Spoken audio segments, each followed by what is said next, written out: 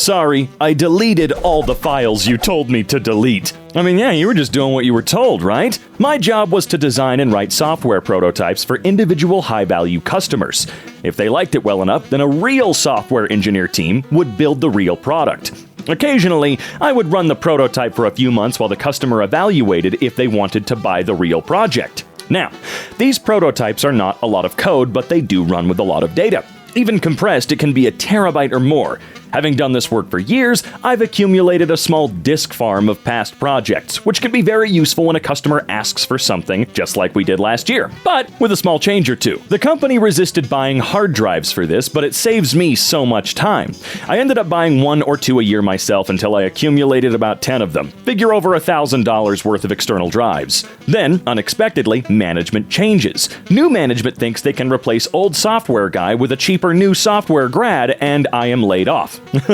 With 2 weeks to train my replacement. Yes, it's blatant age discrimination, but it's impossible to fight, so I just went for a graceful transition to my next job. Except, I have $1,000 of personal disk drives with old customer data on them. The company insists that no ex-employees may take any company data off premises, and all files must be deleted. I don't want to just leave the drives at the company, but they insist I must delete all the data before taking them home. So, I offer, they can buy them from me, or I will eventually use them for something else, but I can leave the data on them in case someone needs it. Not good enough. New manager insists I must delete all data and all backups before I remove the drives. Okay. That's what I do. 6 months later, I get a series of desperate phone calls. New software grad has been unable to build any new prototypes. Old customers are calling to get old prototypes updated, and new software grad has no idea how to do that. Executive VP is calling to ask what would it take to bring me back to my old job. Sorry, I've got a new one.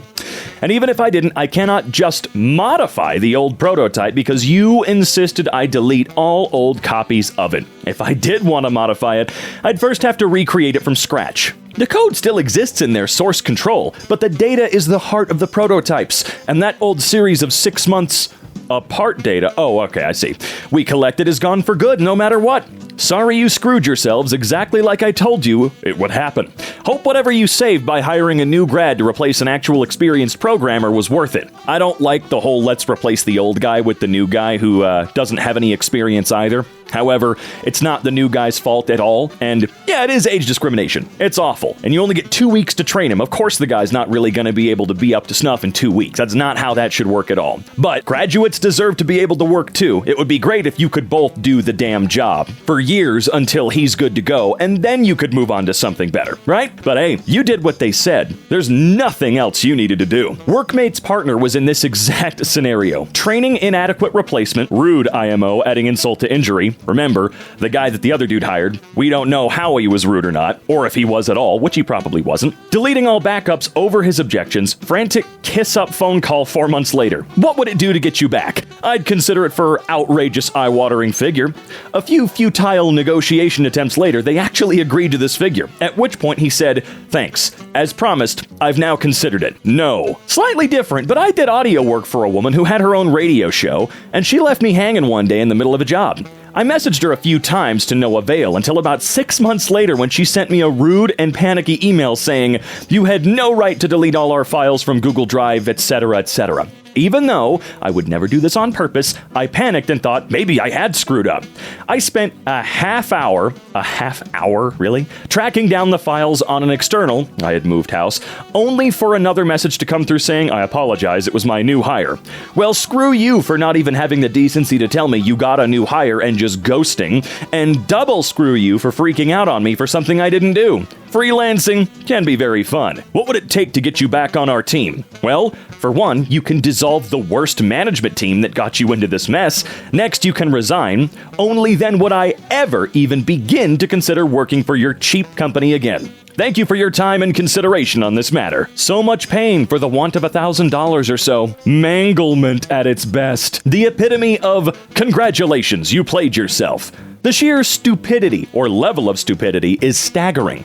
They probably saved a few grand on firing OP and lost 100 times that in customer base. You know, I've always wondered, How are they not able to at least predict their future? These people genuinely, they're supposed to sit down and think, all right, well, we gotta do this because in the future it'll help, right? I don't think they really think any of this crap out, ever. Like ever. Or someone along the way does something nobody agreed on, you know? It's all sad. I'll let you know every time I use my garbage can. I've never met anyone that said, oh good, an HOA.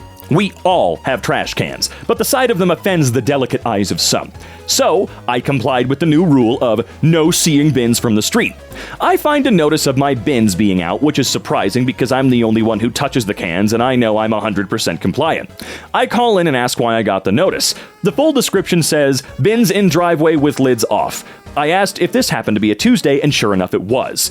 Wednesday is pickup, and I was doing my weekly cleaning. I was using them. I calmly explained through gritted teeth. Oh, okay, I'll remove the notice. Great, but how do I prevent this from happening again? Oh, I guess notify us. All right, I said, I'll notify you every time I'm using my trash cans. Oh, that won't be necessary. Clearly, it is. That was 5 Tuesdays ago. Today, I once again called promptly at 10 o'clock and let Alan know I was about to use my trash cans. You know what, Mr. Endelman? I'm just gonna put a hold on any trash can notices for you. Oh, that would be swell, Alan. That would be swell. Yeah, HOAs are absolute garbage, and they belong in those bins. I got a trash can ticket in the mail. The photo showed me actively pulling weeds, and the trash can was rolled over by me where I was throwing the weeds away. Gotta love HOAs. Wait, you called him at 10 every Tuesday for 6 weeks straight? Hey, you gotta be compliant after all. Think about it. Today, I once again called promptly at 10 o'clock.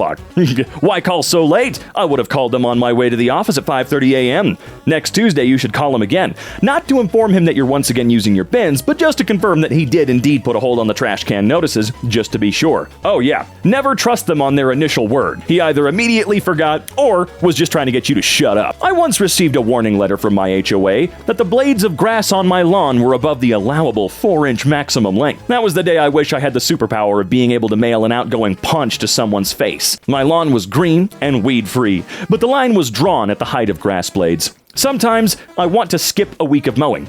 Me for taking a week off. The HOA before that, my dogs were barking too loudly at night. They never responded to my reply email that I don't own dogs or pets of any kind. One of my neighbors manifested invisible dogs and placed them onto my property and blamed me for my inability to control their natural behavior. That was the day I wish I had the superpower of being able to punch a neighbor through drywall. Again, HOAs are trash. When we were looking for our house, an HOA was an instant no. We would absolutely not move into a place that had a homeowners association. They're abusive and scary, and they can even send you to frickin' prison, and in some cases, no joke, they can completely foreclose on your home. In some more rare cases, it is possible, and they have done it to people. I posted this before, but I was at a buddy's until around 10 p.m. one night. I left, but I was back pretty early the next morning. Someone assumed my truck was parked in the driveway overnight. He got a crappy warning letter. It seems to give some of those board members joy to be petty.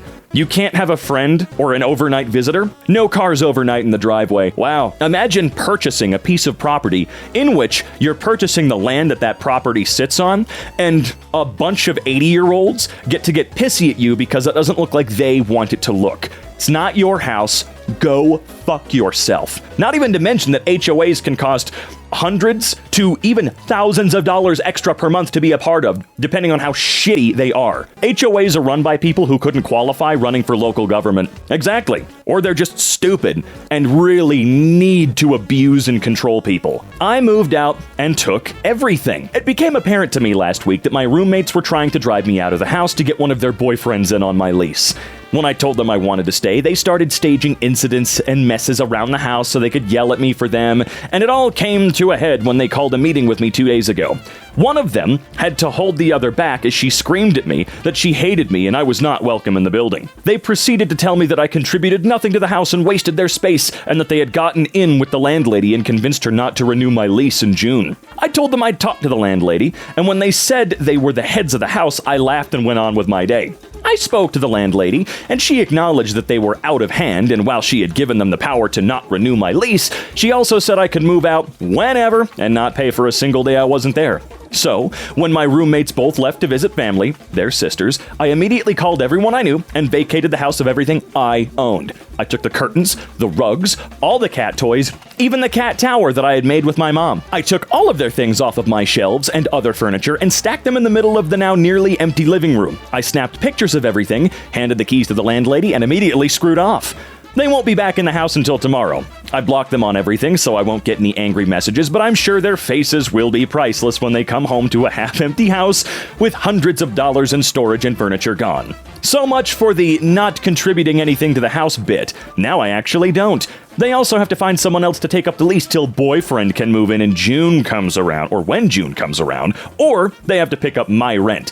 Feels pretty good. Note, I have updated this post. It is my newest comment. Get a lease release in writing from the landlady. Include exemption from rent. That is always a good point. I actually did that at my first apartment because we were not renewing the lease. We wanted to make sure they knew that. I went down and I said, can we get something in writing from you? And she was like, I'll try, but it's good that we did get it just in case. I don't trust landlords or the companies they work through. Good on you for not putting up with abuse. Post back with texts if they contact you. My neighbor did this. I came home to find he and his family emptying the apartment of all his property. The couple he was living with were terrible to him. The screams I heard that evening when they got home and found the kitchen table, chairs, couch, TV, etc. all gone was hilarious. Did this with a roommate. Despite me contributing with the majority of rent, helping pay their car, and paying for the majority of utilities and bills, plus owning any furniture that wasn't in their room, I was somehow the leech. Had the biggest smile on my face when I left the unit for the final time, and it looked like no one even lived there. Oh, did we not get an update? Did we not get an update on that? Oh, I was so looking forward to it. What do you mean I can't drive my car? I've been a mechanic my entire working life so far, and this is one of my favorite experiences. I had a customer come in complaining about a vibration. I put the vehicle on the lift and checked the front end. I found a nearly broken tie rod and a faulty rack and pinion. Pinion? So basically the passenger side front wheel was not fully secured to the steering system and would soon break and cause the wheel to be completely disconnected from the steering. I told the customer how much the repair would be and told her it was unsafe to drive. She asked me to put it back together so she could leave. I told her that I could not do that because if it broke after I let her leave, I could be held liable. She started yelling and screaming about calling the cops and suing me and how her cousin's brother knows a guy who's related to the chief of police and I'll be arrested. She calls the police and they come out. I show the officers the vehicle, and they understood the safety concern. They told me to just put the car down and let her leave. I did, and even made her sign a statement declining crucial safety repairs. Good. She left with the most haha I told you so smug grin on her face until she left the property, got pulled over, and her car impounded. They also gave her a ticket for reckless driving. I was so happy seeing her car get towed. Edit for clarification. The cops told her it was against the law to drive it. The state laws back then allowed me to do exactly what I did. I offered to discount the price of the repair and take payments, and she still refused. And I don't care how well versed you think you are in the law. You don't know when or where this took place. And no, I won't tell you what state I'm in because I've already had several people message me saying they're going to try and find my shop just to harass and blast me. Which is kinda weird, because you are correct, right? Was it the same cops that told you to release the car waiting just off property to impound the car? Or was it more coincidence? I was hoping this was the outcome. I guess her cousin's brother's friend's chief can help her get those cops fired for giving her a ticket. Did her car come back to get fixed? No. Unfortunately, I never got the satisfaction of seeing her so I could say I told you so. So the cops had to wait till her car left the premises to impound her vehicle? That seems odd, doesn't it? Restaurant employee amuses himself. Delights me and my kids. Yesterday, I decided to take my kids to an international chain restaurant. In this restaurant, the kids' meal comes with ice cream, but you have to serve yourself. That was a problem because there weren't any bowls beside the ice cream machine. So I thought, I know what I'll do. I'll simply ask an employee for some bowls. So that's just what I did. So he turns to look at a vast array of bowls behind him. Some sauce-sized, some entree salad-sized, and many in between. And we realized that neither of us knows what size the kids' ice cream is intended to be. So he thought, I know what to do. I'll simply ask a manager. And he says, hey boss, what do we put the kids' ice cream in? Without turning around, the boss says, a f***ing bowl. What do you think? Yeah, but what size bowl? The boss, with his inimitable charm, tact, and grace says, just and give him a bowl. Again, that guy should be fired. Kid. The employee looked back at the bowls, and then I saw him get a big grin over his face. I apologize about that, sir. I think it's probably these ones, he says as he hands me two of the largest bowls they have in the restaurant, practically giggling with glee. My children were similarly delighted. The manager walked by when we were halfway through and made a noise like a startled opossum, but said no actual words. Definitely going back there. I hope that dude doesn't... Not the regular employee. I hope the manager doesn't work there anymore. I worked at a McDonald's in high school, and my favorite thing to do was create a freaking gigantic kids cone. You'd have to get a wide base to start with, but if you got the foundation set, you could make a cone almost as big as a regular one. Whenever folks would come in, obviously high, and ordering a ton of food, I'd always ask them if they wanted a free kids cone. Seeing their eyes light up when I'd build a giant cone was always hilarious. You're my favorite type of person. Like a startled, is it a possum or just possum? Or are they two different things? I don't know. I'd like to know how you know what that sounds like. Look, if you ever leave cat food out on your front porch and walk out in the middle of the night to get something from your car, you'll learn what it sounds like. Also, you learn if you're a flight or fight type of person. Or, saying it that way sounds kind of weird. Fight or flight. That employee is awesome. Don't let the assholes bring you down. What a crappy manager. His manager could barely believe what happened. That was terrible. Well done. You want a man to help you? No problem. One will clock in soon. This happened 16 years ago. When I was about 20 years old, I was a department manager in a big box hardware store. People said I acted 25, but I didn't even look 18. As a young female, I saw a fair amount of sexual discrimination, but the worst always came from women. This is the story of one such woman. I managed the paint department. I had 3 associates who worked for me. They loved me as a boss because I bought them a department radio? What? Whatever.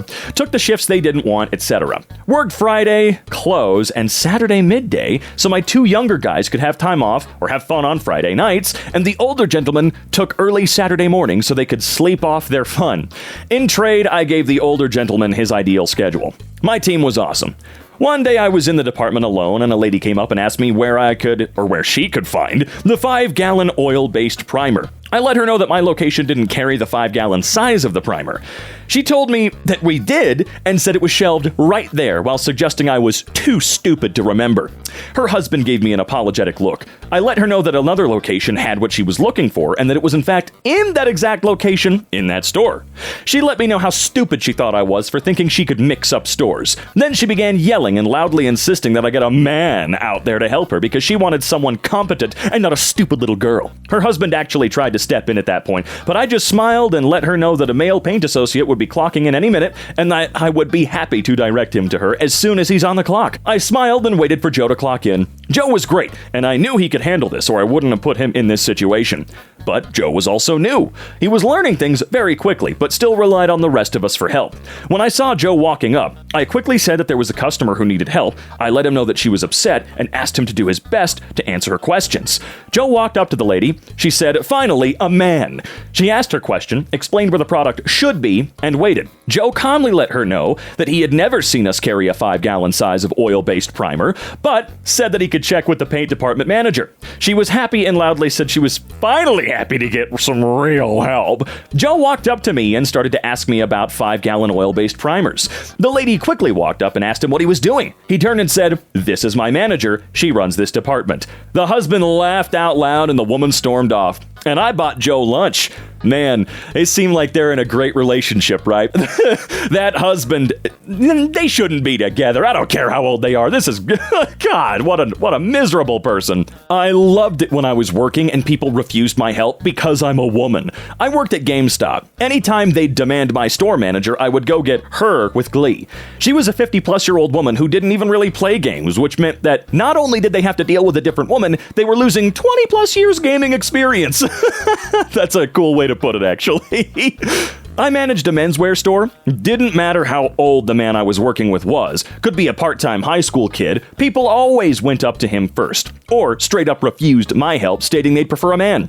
We call it guy in a tie syndrome. Well played, OP.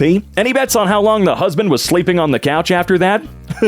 Oh man, he's probably still sleeping there to this day. You should have had Joe say, "I'm sorry, ma'am, perhaps I should just deal with your husband on this matter." Ooh, that would have been the chef's kiss. Look, if she's in there demanding to be helped by a man, then why wouldn't you be able to say, well, I'd rather talk to your husband because he's a man. Just throw that back in her frickin' face.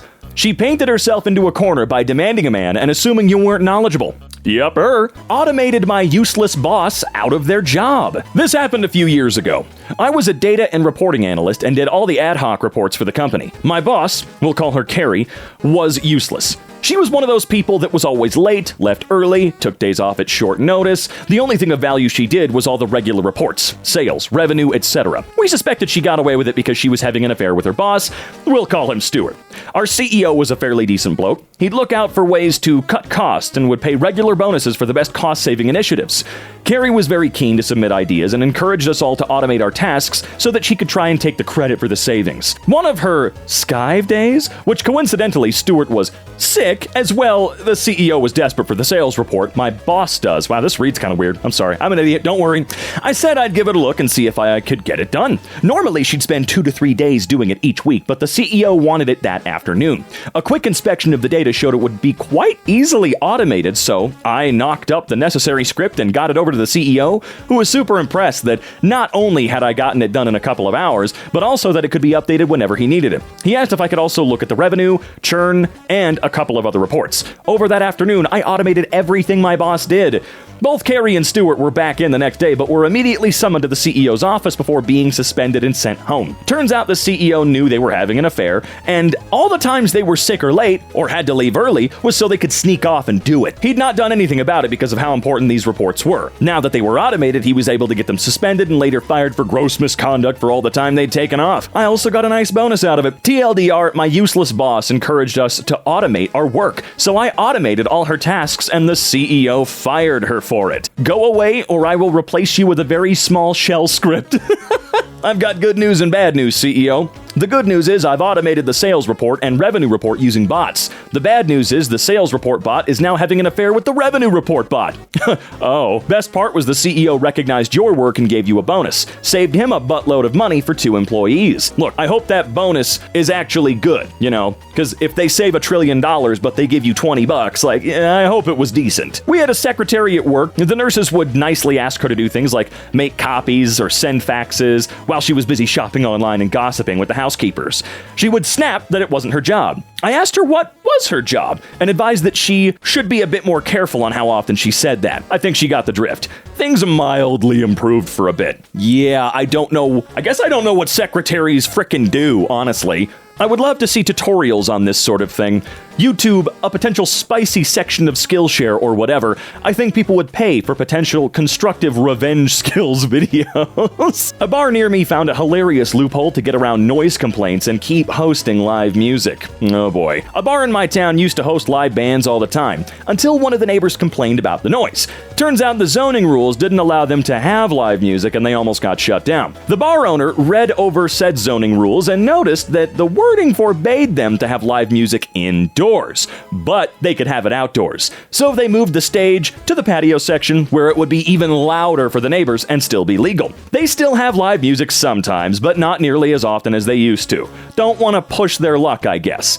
Yeah, to be as fair as possible to the people that would complain about the noise, I guess it depends on the time of day you're at home. Are you trying to go to sleep? Because I think that would be really fucking awful to live next to a place that can not only be incredibly loud, even if it's indoors, but man, moving it outdoors, ooh, I would absolutely hate living next to a place like that, especially because it's probably expensive to live next to a place like that. Reminds me of Las Vegas. People move in and start complaining about the billboards of scantily dressed women that perform at the hotel shows. But the children, they'll see it.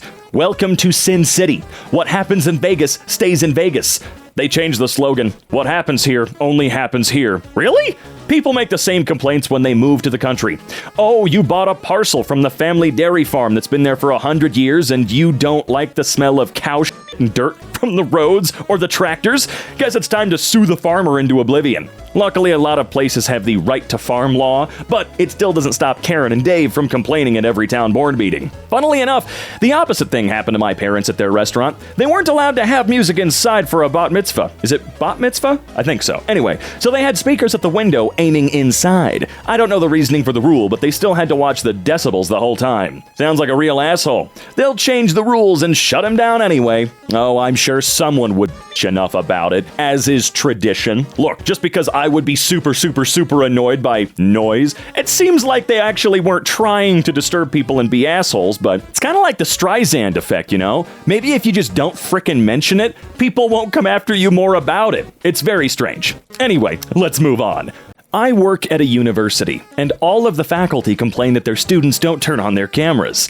And then we have a departmental meeting, and none of those turn their cameras on. Well, you know what? Suck it. I mean, what else can be said? Funny and sad how you have to shame people to make a point. Glad you were able to retain your dignity while making a point. Kudos and congratulations. Congratulations.